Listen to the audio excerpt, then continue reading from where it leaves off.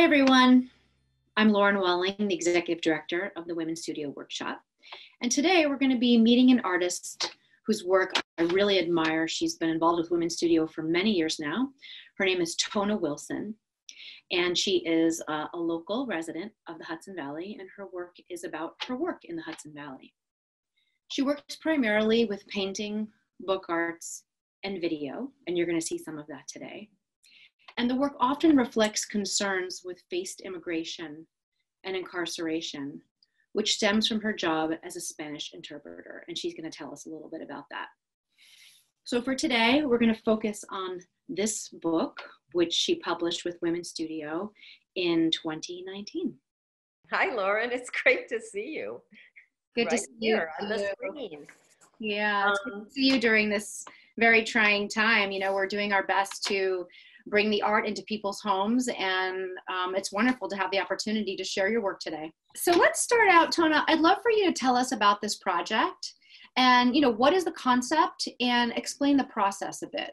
So the concept has to do with how clothing and uniforms, in a very broad sense uniforms, because a suit and tie is a uniform too, affect how, not only how we're seen, but the outcomes in our daily lives. And it sort of started with the idea that I would do a Heads, Bodies, Legs book about all kinds of dress, uniforms, what I consider uniforms. And then I realized, no, do what you know. I know very little about a lot of other cultures' uniforms, and I know very little about dress in general, but I do know really, really well what people wear to court, and I've watched it over the years. So I chose the Head, Bodies, Legs structure because it's so clearly absurd in a way that any of us could be in any of these situations had our lives gone a little differently.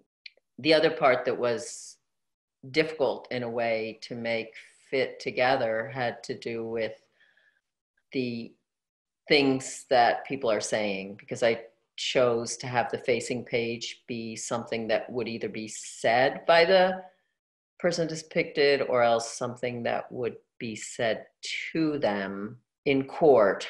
And that's something that is usually very, I guess, it's almost theatrical. It's almost like quotes. There's a lot of things that the judge says 400 times a day, and it's almost like it just comes out of his mouth in one piece, and it's not looked at as its parts, which can be pretty ridiculous and odd and surreal separately. Can you tell me about your job and about how that impacts your art making process? My job is as a Spanish interpreter, which is a translator doing spoken word. I also do some written translation, but mostly I do spoken translation, Spanish and English. And for years and years and years, I worked in the courts. During that time, I made a lot of like piles and piles and piles of sketchbooks, and I had them after work. I would be thinking about what had happened during the day. For years, I was making paintings based on my sketchbooks, but they're very much stories, and so I wanted to also make books, and that's sort of what led me into book art, was the sense of the sketchbook as a story and my desire to make that available to other people without breaching confidentiality. Are there any details about this book or the production that you'd like to highlight? The glossary, because it's a little bit hidden away in the back of the book. There's a glossary that folds out, and this glossary was made because friends, I would look at things and they would say, what are those blue gloves on that guy, for example? When people started asking me that a lot, asking me questions about it a lot, I decided to have some kind of explanation. I thought, well, how am I going to do this? It was a lot of text, so I had it fold out. Yeah, You know, one of the things that I share when I'm selling the book and I'm presenting the book is that introduction page where you're actually walking through the metal detector. Can you talk about that? Yeah, that is so much part of going into court. It's just now, and everybody goes through the metal detector. Actually, not quite, because I've often been waved around the side when there's a big line because they know I'm the interpreter, and certainly a lot of the attorneys are waved around the side. So it isn't, not everybody goes through it, but certainly there are, anybody who's a defendant will go through that no matter what. So Yeah. that's one of the strange things. So why did you choose to publish this book with Women's Studio Workshop? Oh my God.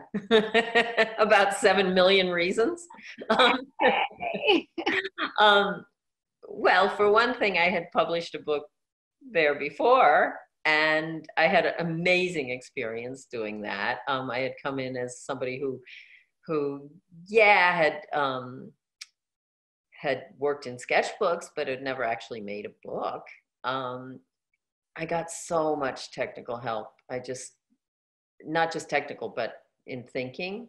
I mean, the help that Chris Patrone gave me in every single endeavor that I've done there was just so amazing. And also there's this thing about a kind of cross-pollination that happens at WSW where there's several other residents working on their projects, and the interns are working toward their show, and everybody's an artist, and everybody understands when you just want to spend your time staying up too late or getting up too early and working and working and working.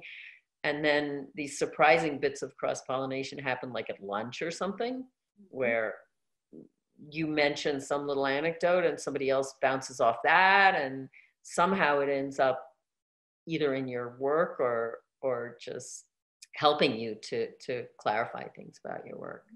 Well, Tona, thank you so much for your time today. It's really wonderful to connect with you. You are absolutely a beloved artist and friend at Women's Studio. You have a long history with us, and we're honored to have you here today.